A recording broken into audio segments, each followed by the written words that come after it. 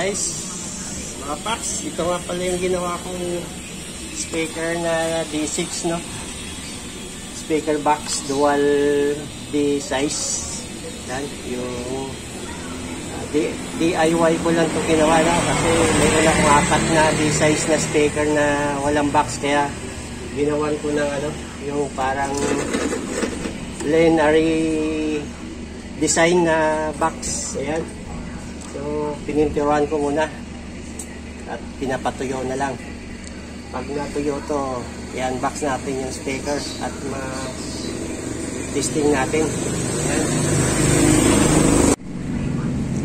Ayan, so napinturuan ko na mga packs, no? Ayan, so parang lane Aresia design. DIY lang to mga packs, no? Ako na ina-symbol ko lang, no? Ayan, ginawa ko, yan.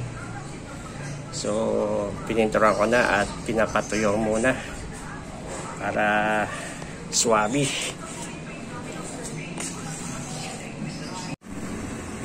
Ito na mga packs, no? Yung ginagawa kong box na dual D6, no?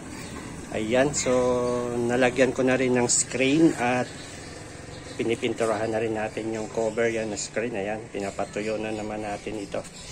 Pag natuyo na ito ay finish na ito dahil yung screen na lang ang ating pinipinturahan. Yung box okay na yan.